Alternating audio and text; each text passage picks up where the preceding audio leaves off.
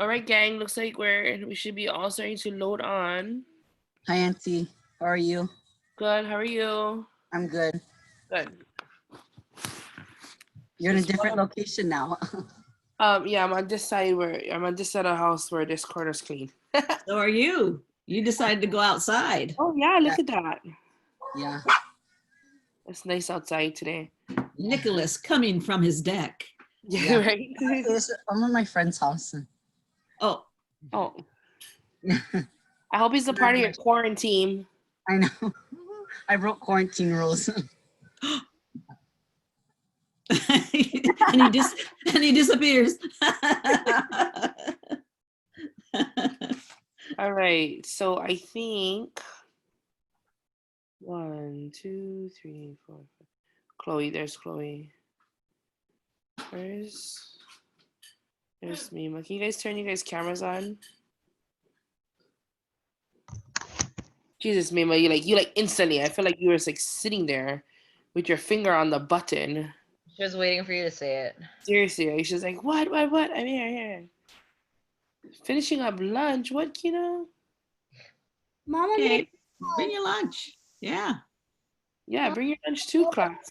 finished it like 2 minutes ago. You can turn your audio on, Nicholas. You're funny. He doesn't want to. You don't want to do give away your secrets. Okay, 1, 2, 3, 4, 5, 6, 7, 8, 9, 10, 11, 12, 13. Who are we missing? Kaliko. And the Tanakas. No, they're right here. Oh, there they are. We found them. Yeah, we're missing Kaliko. Oh, Liam? And Liam, yep.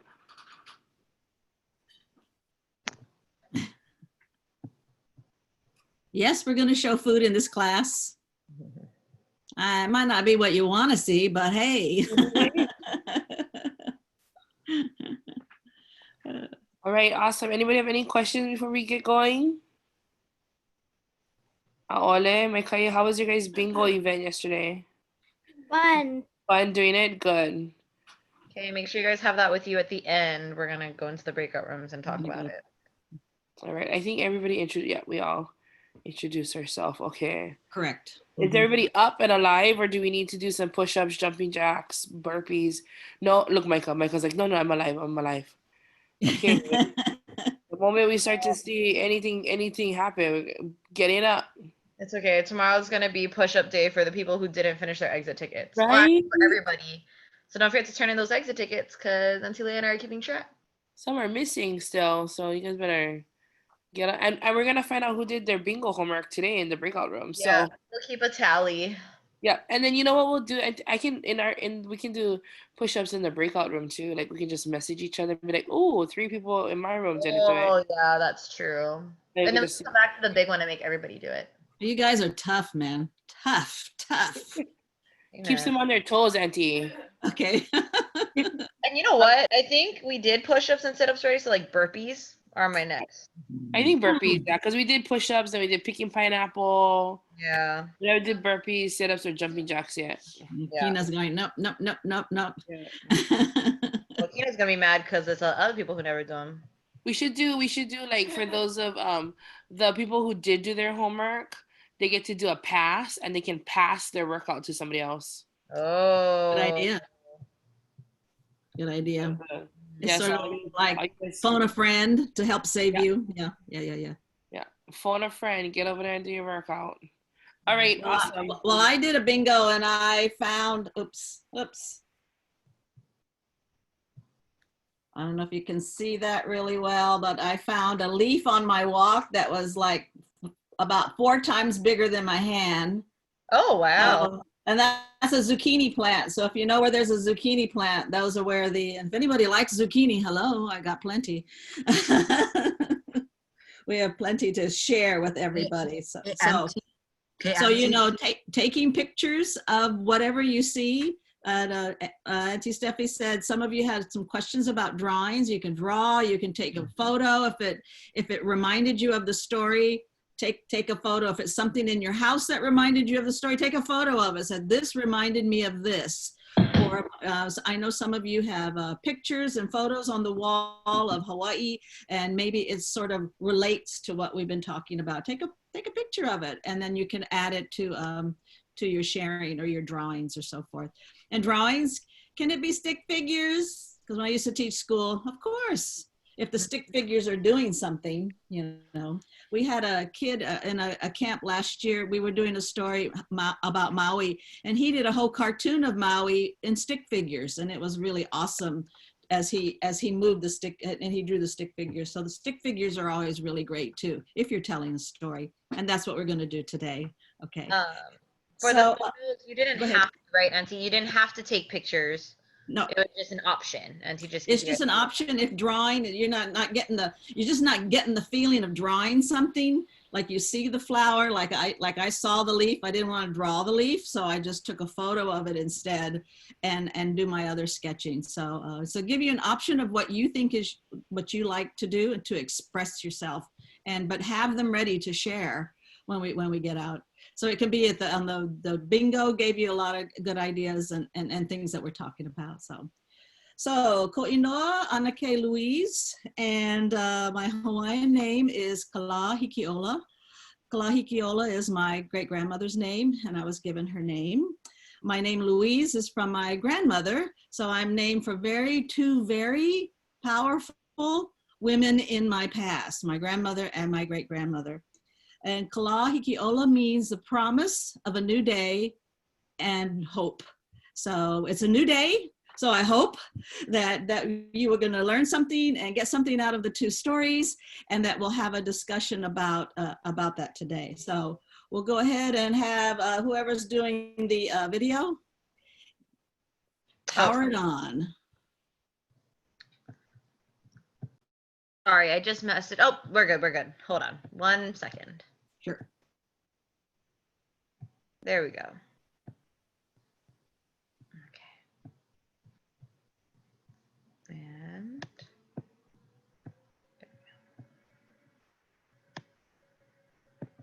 all right. Okay. Well, welcome to the second day, Tuesday. I don't know. How do you say Tuesday in Hawaiian, Auntie Steffi? Pōalua. Okay, good. Okay, there you go. What she said. Anyway, so that's where we're going on the second day. Okay, so the words today that you can do your word art, or we're going to talk about another way that you can express words in an art project, is Mālama aina, which is, of course, to take care of the land. And here's another way to take notes. I like to do things in arrows, and so I arrowed it to the word biodiversity. And I'll just say yesterday, we talked about biodiversity being the variety of life in the world, or a particular habitat or ecosystem. In this case, you're looking at your yard. It's not like a forest or a stream bed or an ocean or a river. It's the diversity you were looking at are the many different things that you saw in your yard, according to that list. And I hope some of you saw some things that weren't even on that list. And that also leads us to another thing we're talking about today. Our two stories talk about the word interdependence. And out in the world, and in the stories that you hear from Native Hawaiians and Native Americans, interdependence is a really big traditional value, is that when two or more things depend on each other.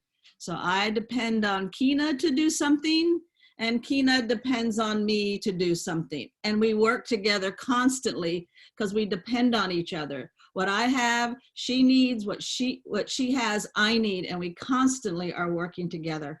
And that's where we see the interdependence of our whole ecosystem and our world.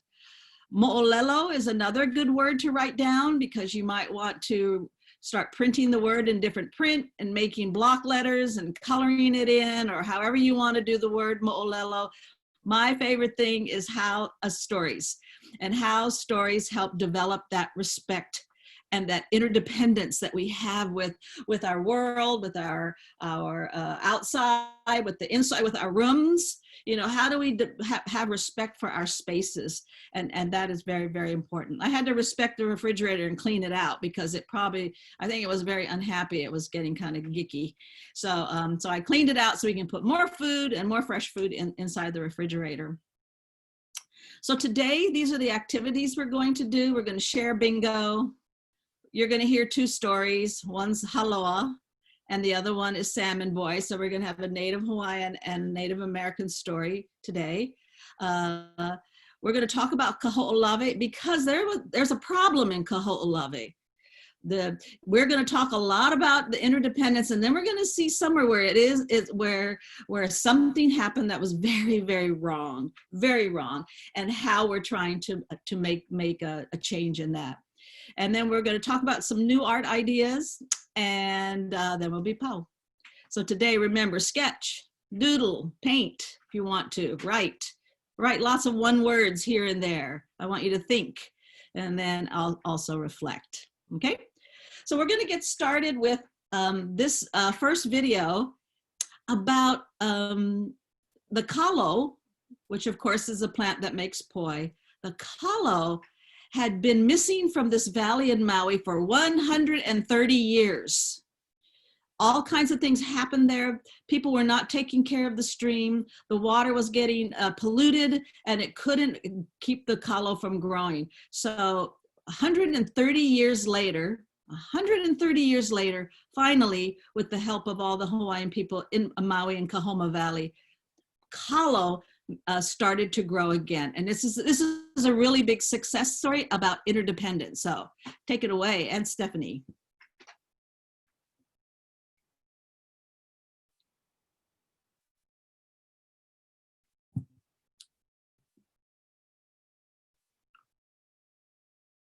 Talk about food, there you go.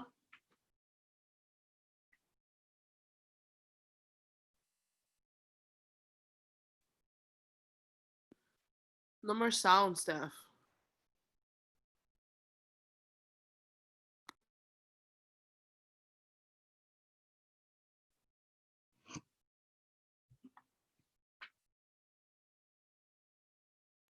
Maybe if I unmute, here, let me try. Let's see if this works. Or did you say there's a setting, Lay? Or? Yeah, you gotta make sure the sound is coming through your computer. Oh, do I go to audio settings? Yeah. And then, oh, share screen. Share, hold on, audio settings. Audio.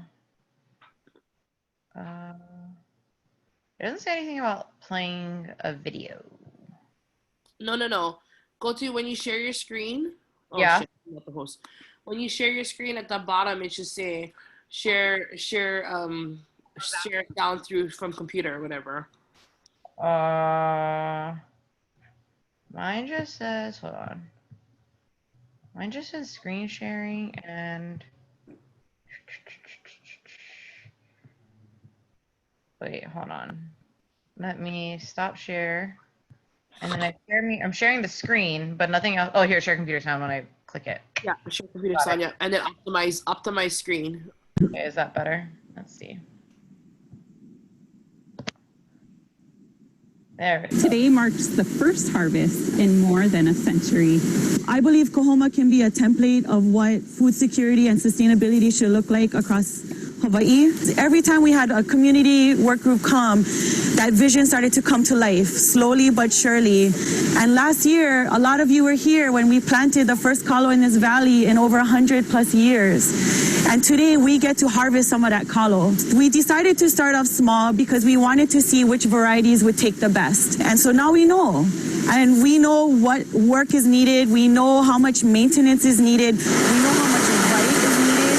But moving forward, with everything happening across the state and the Commission of Water Resource Management meetings that are coming up, Kahoma is going to be a critical player in stream restoration across the state because of the data that we're collecting. Maui residents, representatives with Kamehameha schools, and supporters of the project have worked for years to get water restored into the stream bed. Water was returned to the river after many years of being diverted for former plantation interests with Pioneer Mill. If we don't put the water back in the streams, we're going to lose what we have. And that is so important.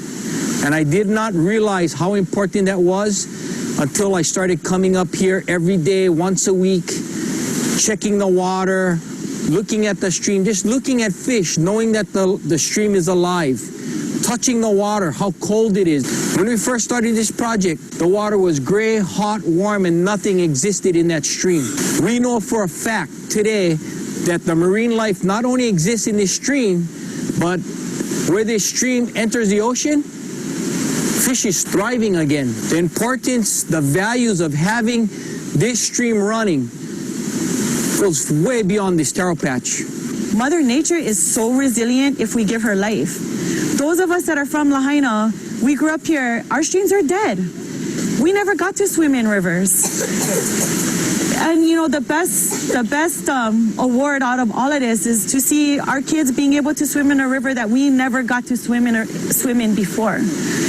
And it's up to us to protect that. And this isn't over.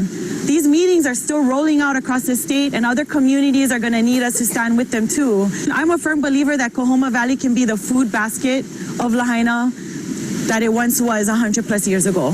Kahoma needs to be that place where Keiki get to build that connection to Aina. I feel like we're missing a lot of that in a lot of our schools and in a lot of our kids.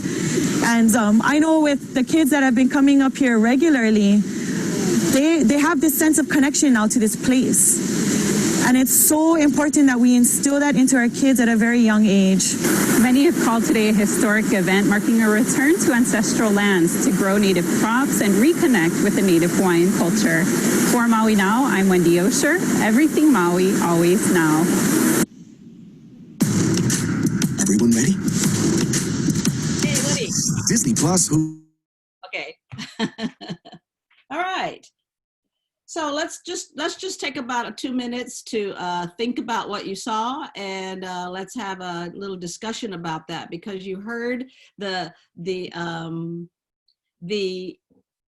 adults there talking about what's going on with that stream. So is there anything anyone would like to that you heard or that you saw that you wondered about or that you never thought about before in watching that video? Anything that sort of made you mad, maybe a little bit, because there are a couple things that made me mad. Can we go to everybody so we can we unshare? I'm sorry, Auntie Steffi, so I can see everyone. Thank you. Thank you. Sorry, Auntie, they were telling me to share the screen. Oh, okay.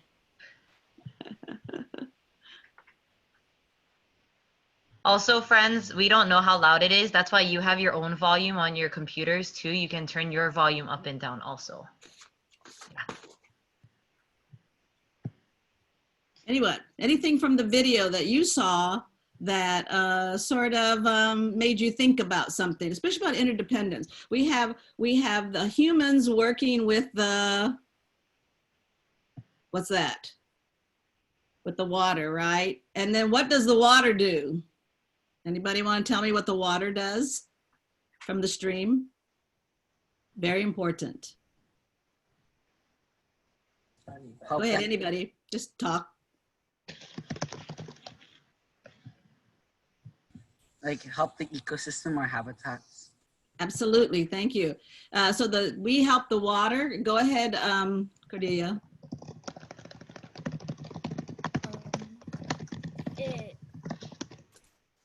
Well, kind of what he said, but also it helps grow any plants around it. Right. So, you know, interdependence means they couldn't have the kalo without the water, and the water was, like she said, it was dead. They said it was dead.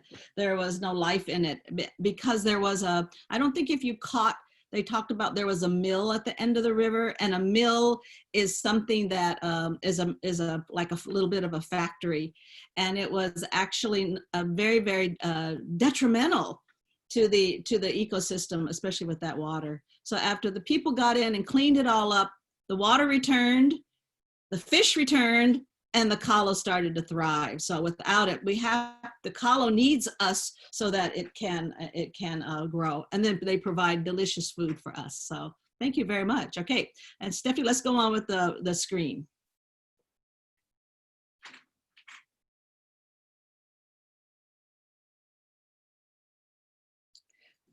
So here we have a picture, and I think my questions are, what do you see? And I ask a question, if you think this is a ceremony of some kind, and what makes you think that? So I'm just gonna let Auntie Steffi, since she knows all of you, to call on someone that, that can possibly answer.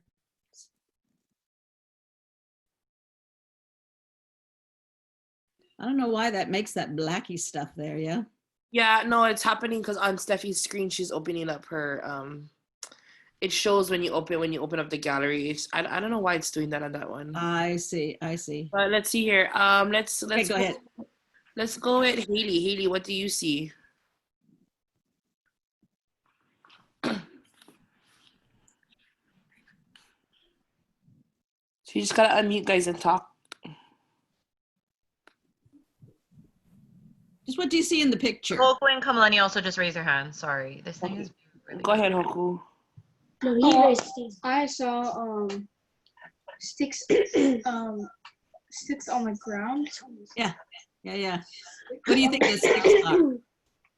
Want to take a guess? Pulley? Yes. So they are looking like they are. It's not just laying around on the ground haphazardly, is it? It looks like they're like praying to them. Like they're maybe praying to it. What's another clue that we know they're having like more of a ceremony rather than just standing around? What are they wearing that we know that something really important is going on? Oh, Kina's hand also raised. Kina, what do you have to say, Kina? I have an answer to the first question. Go ahead. I think the thing at the bottom is roots. Mm-hmm. Yeah. Sorry, you guys just froze on my screen.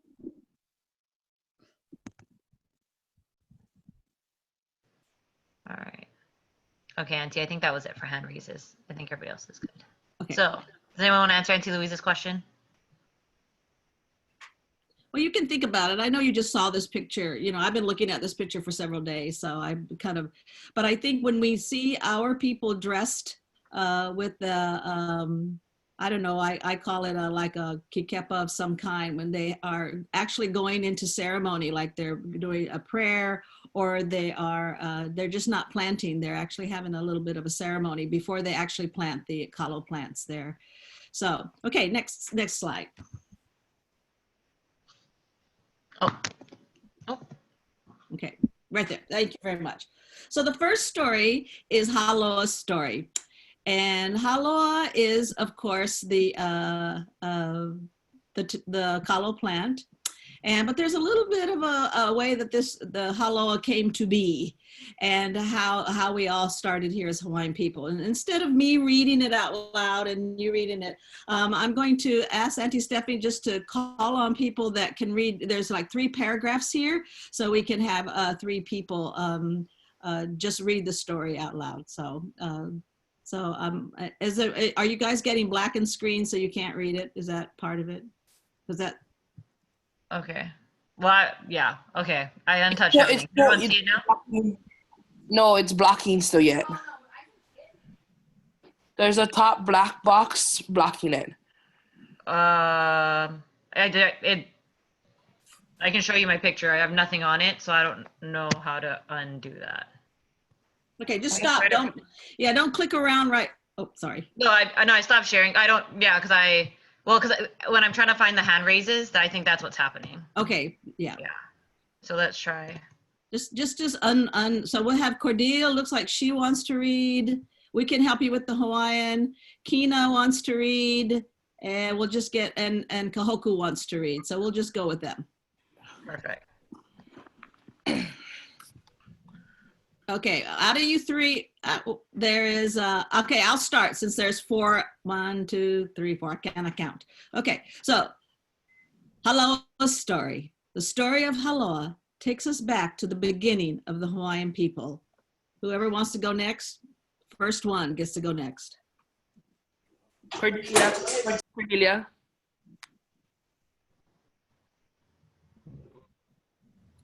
It's pronounced Hāloa's, right? Right. Good. Okay.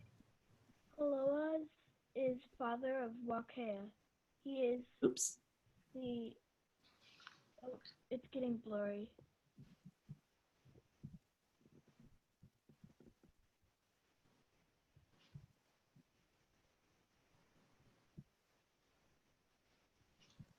It's really blurry. Okay. What? Maybe Kina can read that one, Auntie, if we want. Kina, is All it right, sure. Yeah. No, it's clear for me. Okay, go ahead. Hāloa's father is Wakea. He is expansive to the heavens. His mother is Ho'ohokukalani. Perfect. Her name is to adorn the heavens with stars. Ho'ohokukalani's mother is Papa, the foundation that is earth.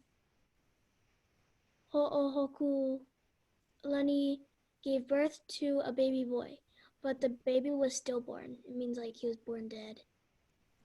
So the parents buried the baby on the eastern side of their house, the side of the morning sunrise. Okay, Kina, okay, Kahoku? Kaloku? Oh, I'm sorry, Kahoku. Oh, No, Okay, Kamalani wanted to read. Oh, okay. Ho'ohokukalani. No, it's the second paragraph. Oh, before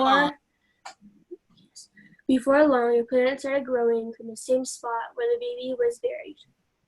This plant had a long stalk and a large heart-shaped leaf. The leaves quivered and fluttered in the wind.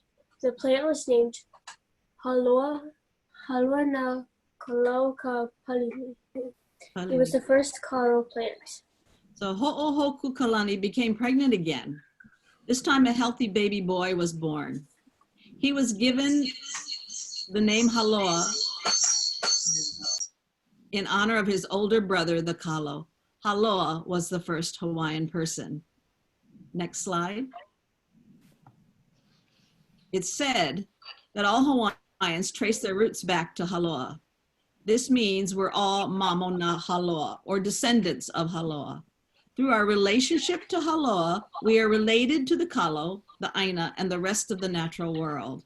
Now, the story of Hāloa reminds the Hawaiians that we are part of nature. The plants and animals and islands are our ancestors, our kupuna. We need to honor and Mālama these important connections. And take a look at that picture of those kids as they're harvesting the kalo. I think one of them is almost as, right in the middle, is almost as big as that kid there. He's got two in his hand. He's got a small one, and it looks like he has a huge one. And the kid on the end has a great big collection of taro, the taro roots. So incredible picture to look at. And you can see, I like the story because they did talk about the shape of the leaf as a heart-shaped leaf that flutters in the wind. And that's why they had the name Hāloa na Kalauka Palili. So that's fluttering in the wind. So let's go ahead and bring everybody back up. We can unshare. Okay.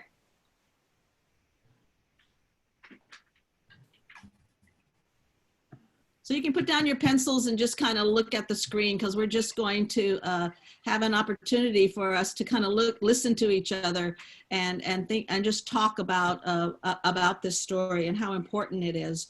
So so what can this ancient mo'olelo teach us about interdependence between plants and people? And do you think that there is a relationship between plants and people, even up from long ago and even from today? And why do you think that? So if anybody would like to kind of just give their thoughts about, do we have a relationship between plants and people, and why do you think that? So anyone can just give a little answer to that. Cordelia, you raised your hand. Go ahead, Cordelia. Well, I know there's a relationship between plants and people, because plants need sun and water and a place to grow, and people with gardens or any plants near their house often give Mm-hmm. Mm-hmm. a place to grow and water, and then they get the sunlight from the sun. Right. Right. Exactly. Exactly. Thank you, Cordelia. Okay, Nicholas, and then Mayma. Oh, so I was gonna say was that like so like if they do have a relationship, because like if humans treat like the environment like in a harsh manner, or like rise like level like the temperature of like or if like if humans what's it called, like don't treat like the environment really well, and then climate change gets involved, and then that ruins like habitats and environment and the ecosystem. Yes. All plants and animals. Yeah. Yeah. That's mine. Yeah, and you know, it makes a big effect, and it affects all of us. Yes. Okay, Mayma.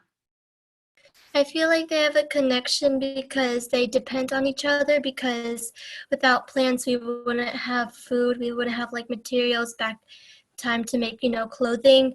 And I feel like without us, plants don't really have the choice. They don't have like an action to, you know, go move into the sunlight to be watered. And I feel like it's our Kuleana to do that. Absolutely. It is our responsibility. I like that. Because they depend on us, right? Interdependence. They depend on us to give them everything they need. And if you do that, then they will give us wonderful food. So we take care of the plants. The better we take care, the better the food will even taste better. So we have beets in our garden, and they're really, really small. And Mr. Wilmes wants to pull them up, and I want them to be bigger. So the beets sort of said, well, if you water me more, I'll get bigger. So, well, that's what I think they said. But anyway, so I told, you know, Mr. Wilmes, please water them so we can have bigger beets to eat, because I do like beets. Okay, Kina, what do you want to say? I think we have a connection with plants because we share the same air. Like we breathe in air, and then the plants breathe the air. Mm-hmm. So we have dirty air, we're breathing it, plants are breathing it, and then we're eating it. Yikes. So we want to be very, very careful of that. Okay, now the next one, I hope we're going to have a story. Let's go to the next slide. We can share the screen. I'm making Auntie Steffi work today. This next story is a story not from Oregon, and not from the Columbia River, and not from the rivers around us. This is actually a story that takes place up in northern Washington, southern Canada, and all the way up into Alaska.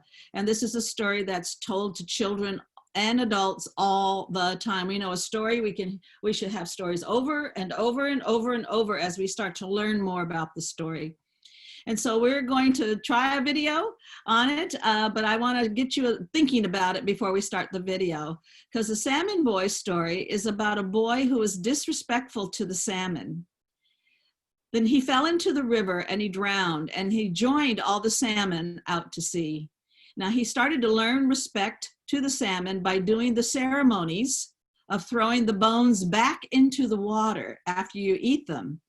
So after that, he swam back to his human home and became human again until, and we'll see what happens in the story. Now this story is spoken in Tlingit language, and Tlingit language are from the native people up in Alaska, but they do have subtitles at the bottom so that you can read what's happening in the story. Beautiful drawings. I hope you can sketch a thing here and there, because it's just a very, very beautiful drawings that you're going to see. Okay, let's go.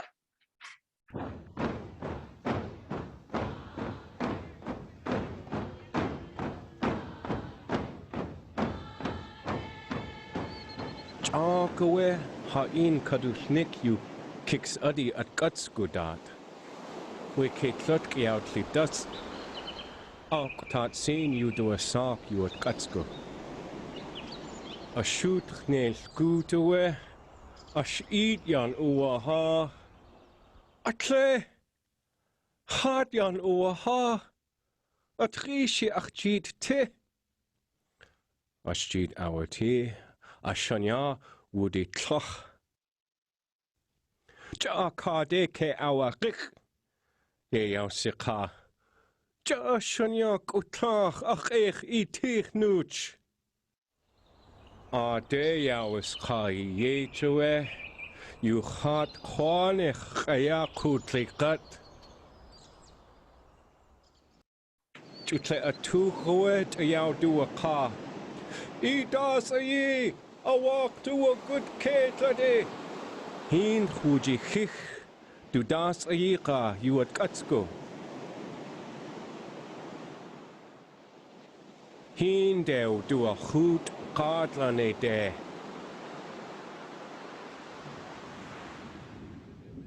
Ha, dach cawdi ja. Helfodus coach a goch sa ye.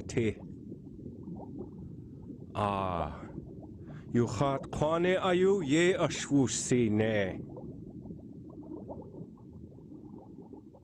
Ak tat sin kwa. Gaat kwanich askiyu wusi nech. Hastu de andak has yawa Yak yach ashwa ye kutiyen. Lingit yach ashwak shayek ye you gaat kwane. Na kahitki at hasla du ani kwani yachyati. You an kau askiyu hat hunach yat ashwusleyech. Jutla aye wuti achu hat kwani ane. You an kau ash outli tu hastu kusti yidat. Au shugug du sneye ya at wunetin. Tletsu kuchte has yaw de guwu sak has wu de chide. Chun tak soe has tu chuk yeti. Wanene soe at koa shagat at wudu a chun has tu hini de. You chat an kau yech ayaka. Daki litak hayak ko. Tlach na le. Ayaw du a ha. Why kuna yat soe? Ya du kas hini wat ju dudli ha. Shke! Get a han! Ye yaw du ha. Aya yak nach wudi han.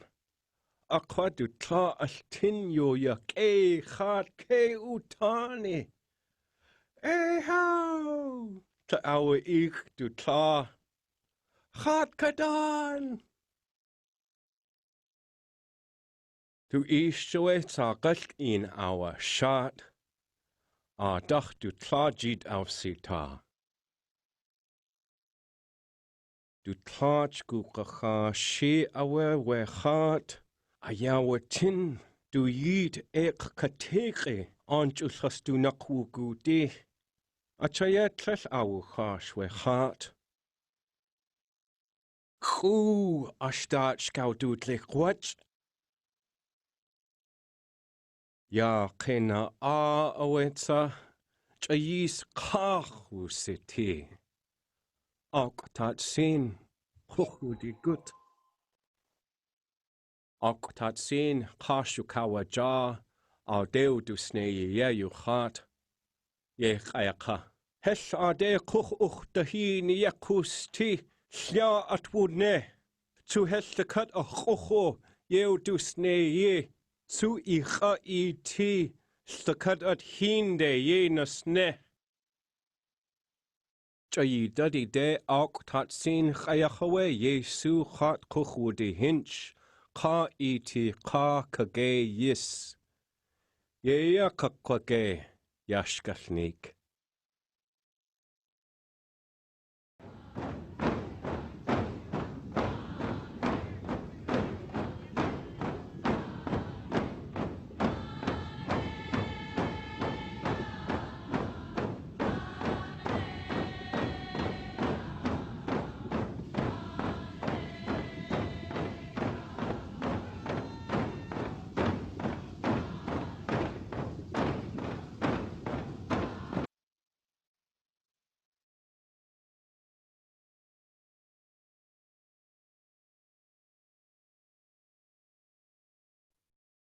Okay, what do you think about the story? Anyone want to make a comment? Some thumbs up. What stood out about the story to you? Go ahead, Kina. Go ahead. And then Sophia after Kina. I thought something that stood out about the story to me was that if you treat other people with respect, then they treat you with respect too. It's important to do that. In this case, it maybe saved his life. Yeah. Okay, Sophia.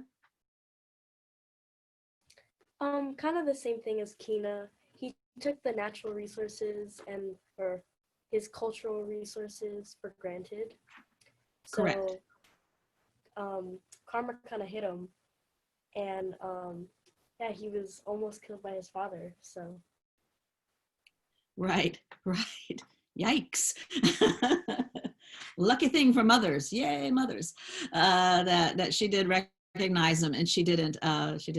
There's a lot of different versions, but it basically gets back. They have a ceremony. And so if we can go to the next slide, there is a ceremony, and that is practiced today with modern people practicing and having a ceremony for the salmon. You can see up in the upper left-hand corner, you have a gentleman holding, looks like a big plate above his head with, looks like cedar, it is cedar boughs hanging down, and on the top is the salmon. And if you remember in the story, they say you have to do the leavings, in other words, the guts and the bones. You have to put the first salmon, the bones have to be returned back to the river in respect and honor that that they have for the salmon. And the picture under it, you see that that it will sink and it will go into the river. And we know that anything that goes into the river and stays there for a long time biodegrades, right? And it turns into other food for other little tiny little macroinvertebrates. They can eat up all this. So in a way, it is a science way of actually feeding the animals back into the river. And the larger picture, and you have the first salmon that's caught in the spring along the river where the Chinook people actually fish, is caught. And you can see they're having, is this a ceremony? Hit thumbs up if you think this looks like a ceremony too. Okay, you see they're not wearing a special, any special garb. Like the man there on the left, he has a special hat on, and he has, a special necklace. But this gentleman, they are having a ceremony, and you can see the people raising their hands up, and that is a sign in Native American cultures that this is good. They put both hands up. So if you go somewhere and you see a lot of people doing this, they're actually saying, this is great. So why is it important to have these ceremonies, do you think? Just unmute yourself and go ahead and talk, since I can only see just a couple of you. To show your respect. To show your respect, yes. And it's a way that groups come together to actually show their respect in a ceremony that they do over and over. It honors their traditions too. Yes. And to honor ancestors and honor anybody, honor the man who caught it even. So the video we're going to watch, and it's always fun to see a ceremony in action today, and it's the Lummi Nation. And the Lummi Nation is up by Tacoma. Has everybody been up to Tacoma, Washington? It's right near Tacoma is where the Lummi, L-U-M-M-I, the Lummi Nation is. So let's go ahead and see that video.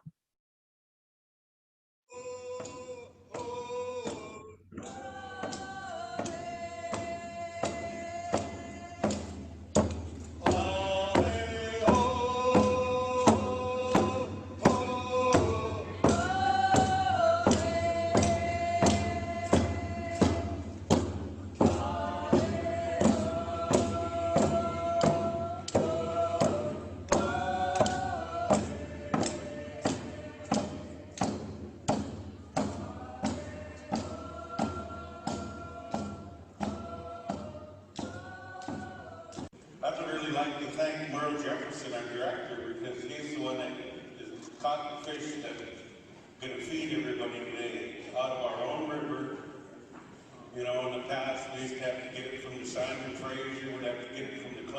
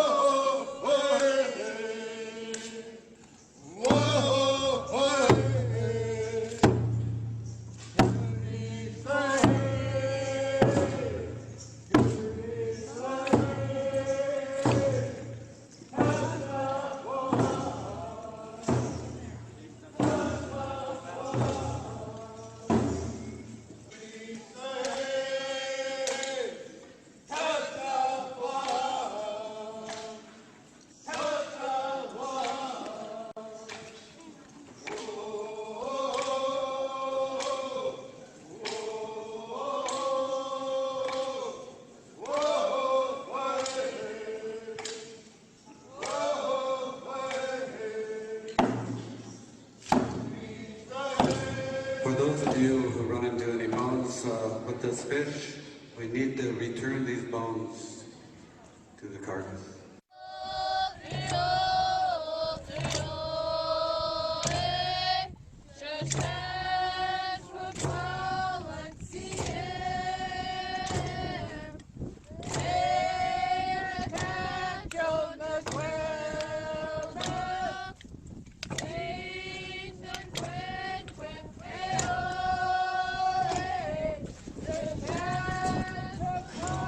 From the sacred waters comes the salmon.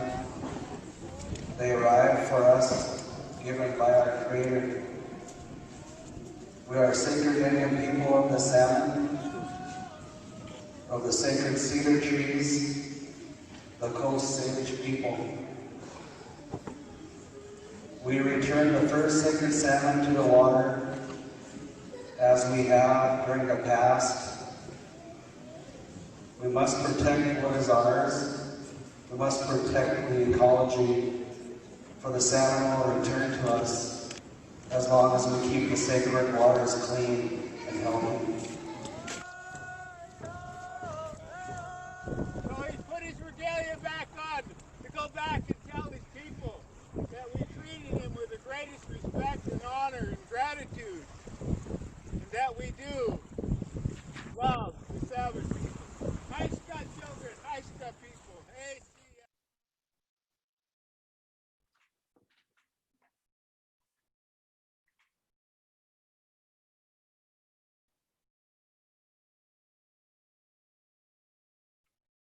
So,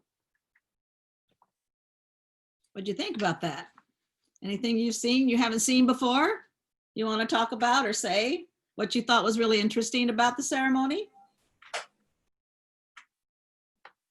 Go ahead. Come on, Ani. Yep. Whoever.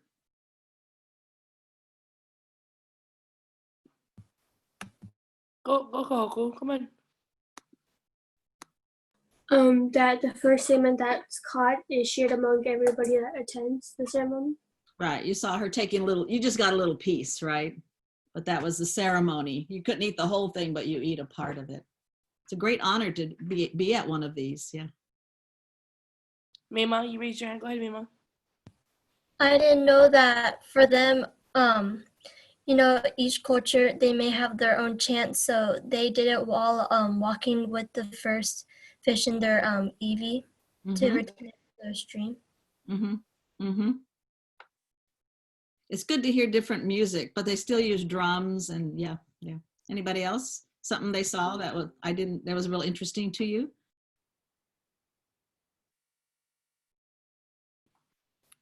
Can I say something too, Aunty? Sure. I thought it was super awesome how they honored the salmon, like they prepared like a like they had like an actual platform for the salmon and they treated the salmon as if it was like one of them. Right. They really gave honor to that, so I thought that was really cool. And they did it while they were bringing the salmon in, while they served it, and while they took it back to the river. Right, and because they want the salmon to tell everyone in the river that they're very respectful people, so the salmon will return. Everybody knows the life cycle of a salmon that you learned in school, how they're hatched, and then they get in the river and they get bigger, and then they head out to the ocean and they get bigger, and then they come back to where they actually they hatched. So that is a scientific thing. And it's great that the native people of this area have come up with an amazing, beautiful story for us to remember how important that interdependence is with each other. And that's what the stories do. It just brings the beauty of the science, the beauty of the plants, the beauty of that relationship. It just brings it to life. And it makes us even become more honoring of things. So let's go to the next, let's go back to the presentation.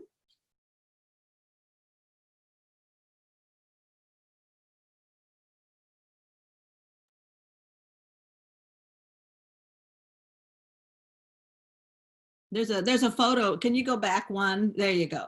So, we have already talked about kind of things that you see. And I think we all can agree that this is a ceremony because we have the people, you can see they have their instruments, their drums, and they're singing for the salmon.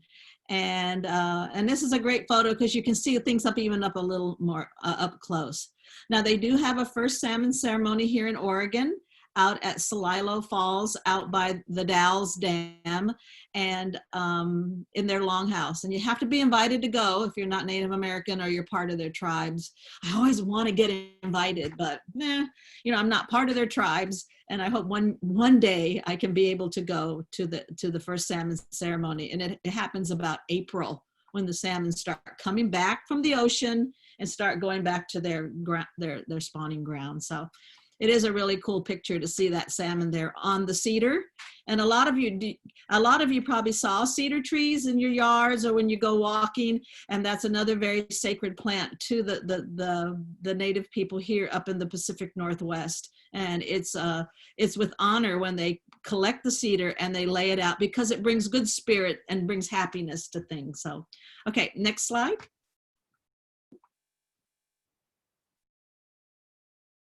So now the story changes. Now we have a great story of Hāloa and how Hāloa happened, and the salmon boy, and things happen in a beautiful ceremony. And now the story is going to change, and we're changing the story back to Hawaii, to Kaho'olawe. And Kaho'olawe is one of the islands of the state of Hawaii. And here's a great map. I had looked long and hard for a really great map to show the island of Kaho'olawe. And every island has like a piko. In this case, it was called Lua, I can't say Makika or something like that. That's where they... Lua Makika. Yeah, okay. And so that is where probably an ancient volcano, probably dormant by now, really dormant. And that we were talking about Ahupua, I think, and you can see the lines drawn in the map, and then we could probably imagine that is all the different areas of Kaho'olawe where life happens. Who knows? Because there's nobody that lives on Kaho'olawe. But the story gets a little bit trickier, as a lot of us know the story of Kaho'olawe. It was inhabited, but then about around World War II, the United States government, and World War II all the way to like the 60s and the 1970s, they used the island for bombing practice. So they would drop bombs on the island to practice, probably like target practice. So they used one of our islands for that purpose. And I didn't get my notes out about the significance. And Aunty Lei, do you know the significance of Kaho'olawe?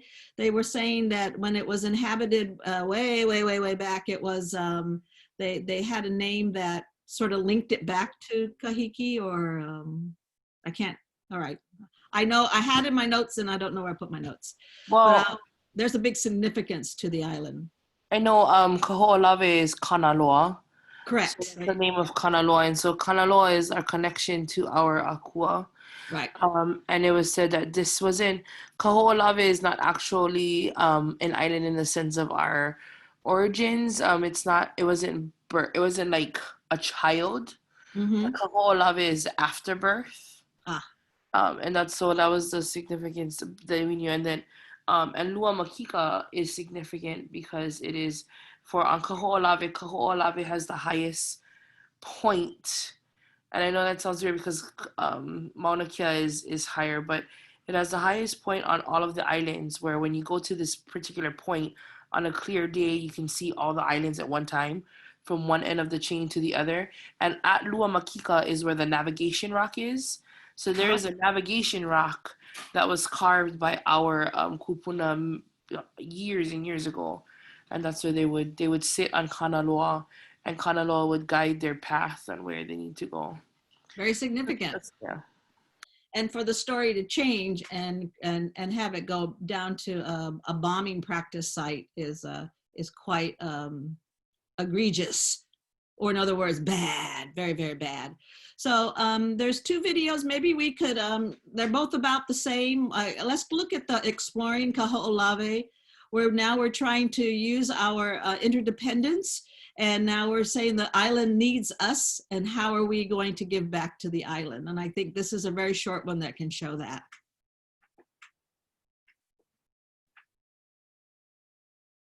Restoration work on Kaho'olawe continues at a slow but steady pace. One of the big tasks is to replant greenery on the island. Diana Ko visited Kaho'olawe to help with the progress in a story you'll only see on KHON2. The day begins early with 20 volunteers from Pacific Century Fellows riding out to gather supplies. First, filling burlap bags with gravel and mulch. Then finding half a ton of large rocks to make dams. This has been definitely a very rigorous physical day that I don't know all of us were prepared for. But again, once you're here, you get in the spirit of it and just feel really good about giving back to this island. Lastly, picking native pili grass seeds. They took it all to a barren spot of land to do erosion control. These gullies were formed by erosion. So what volunteers did today was build these rock dams. It's to help catch the silt and prevent the erosion. On this side of it, they planted seeds to help regreen the island. Before this trip, I didn't know anything about Kaho'olawe, and now I'm learning all about the island, its history, and it's just a good opportunity to give back. The problem is they can't dig. The area is only surface cleared of bombs. We're trying to build up the soil, and then eventually we can add organic material. One day, it might look like this. It could take a generation, but we're thinking long term. By 2026, the Kaho'olawe Island Reserve Commission hopes to revegetate most of the land. In Kaho'olawe with video journalist Ryan Kawamoto, Diana Ko, KHON2 News. And tomorrow on Wake Up Today, Diane will show you some ancient Hawaiian relics on Kaho'olawe and what's being done to save one that's dangerously close to a ravine. I was blown.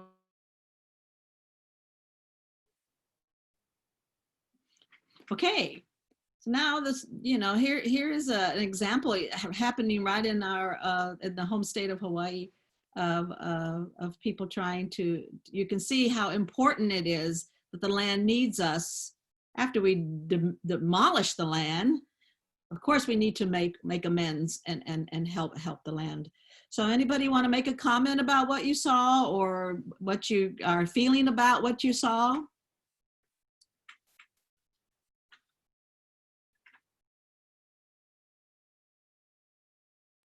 Go ahead, Sophia. Go ahead. It was kind of sad to hear that it might take a generation to restore Kaho'olawe. I know that it's going to take a long time, but just like seeing it kind of makes you realize like, oh, it's kind of bad. Right. Well, turn your sadness into action. And then it doesn't become sad anymore. It becomes something that you're really doing something in order to here are regular people trying after the military bombed it, and now it's the regular people that have to come back and actually bring it back to life. So we have beautiful stories that are beautiful, and it makes us feel very hopeful. And then we have one that really is a story that we have to take some action on. So it's two different kinds of stories, but they're important stories, very, very important stories. Thank you, Aunty Lei, for sharing that about Kaho'olawe. Okay, let's go ahead and go on, and we'll finish up with some art ideas, and then we'll get into our breakout rooms.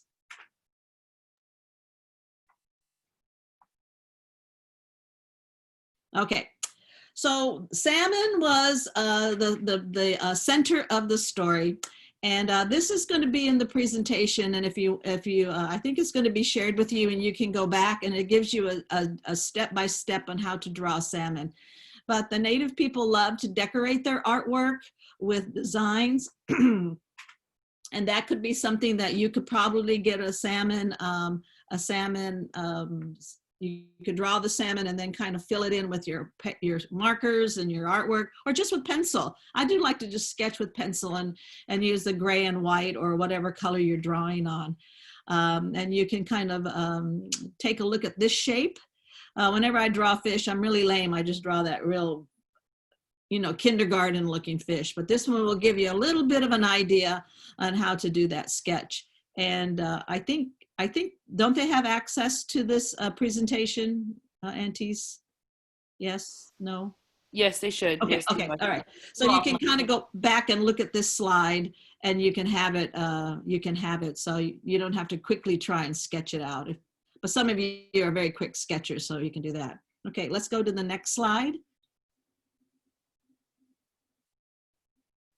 as I was walking in the neighborhood, of course, there's some kids that got their chalk out on the sidewalk, and that's when an idea popped into my head, is that you can be you can, when you do your chalk art, as you want to maybe take a photo of it and share it with us in your sharing, and instead of saying sharing the love, use Hawaiian words and Hawaiian phrases that you've understood. You know, like Mālama the Aina, Aloha Aina, we love the land, ka Pilina, Hāloa. And you can draw, you know, a lot of you are out there sketching and doing things out on the sidewalk, and that's another way to kind of express if you want to get out. It's a beautiful day, going to be a beautiful day tomorrow, and you know, no rain, so you can kind of get out and use chalk out on the sidewalk if you wish. So for Friday's share, you know, keep sketching, keep taking photos of your environment, start planning your salad. We'll talk a little bit more about that in the next coming days. So you have word art you can be working on. You could do more yard art and nature art. And, you know, you could do some salmon drawing if you wish, or any kind of an animal that you wish. And then also thinking of kalo and thinking of the shape of the kalo with the heart-shaped leaves, and working on that. So, so yeah, so that ends our formal presentation today. Oh, we'll look at this at another time. This is cool videos about a brown. You can look at it at home, about how a bear catches a salmon jumping over a waterfall. It's kind of freaky, but fun. I think it's freaky and fun. Okay, all right. Give yourselves a round of applause. Good job today. Thank you for staying with me on the issue of interdependence, biodiversity, and Mālama Aina. All those are great words. You can impress your family at dinner tonight as you start saying, by the way, do you know what biodiversity means? Your parents will probably say, no, maybe one of them will. Someone ask their parents tonight and tell me tomorrow what your parents, if they knew what the definition of biodiversity is. Scary aloud. Good job. Good job. Okay, Auntie ladies. All right, thank you, Auntie Louise. All right, so for today, yeah, Auntie Louise will be back tomorrow, but yeah, she has other. Yes. I'll see you guys later. Bye. Yep. Yeah, we don't want to keep her. I gotta go potty too. So anyway, bye. Okay, so Auntie Louise gave you guys the homework yesterday for the sorry, I'm looking at my TV. That's not my TV, so I'm looking at a different screen. But everyone should have your biodiversity bingo. Okay, that's the thing we're gonna check. Auntie Lee and I are also gonna take a quick look at the exit tickets. So, you know, those are choices to be made. So Auntie Lee, you want to explain maybe just two breakout rooms, and then the breakout rooms, got it. Yep, and then we can just go over those really quick and just see what everybody got. Was there anything else? I think that was it, right?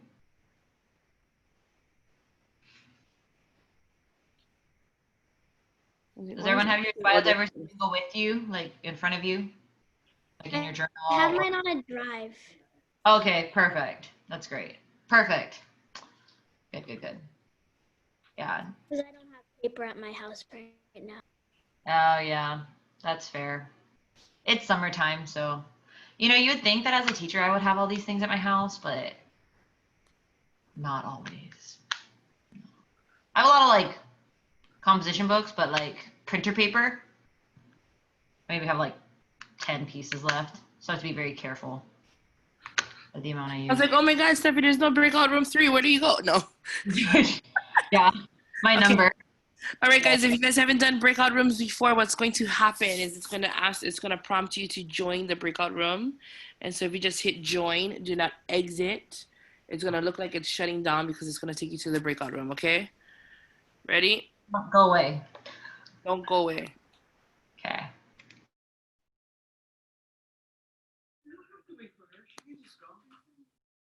Okay.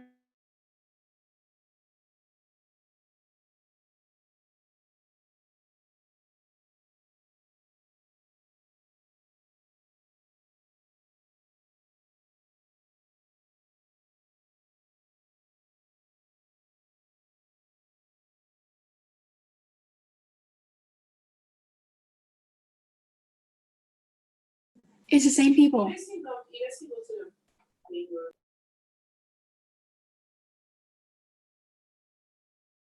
I forgot to mute you when it comes back.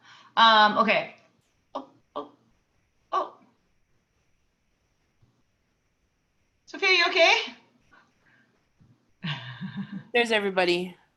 Okay. No, yeah. I was just like, but that's yeah, I was like, do we need to stay here or do we just go? Yeah. So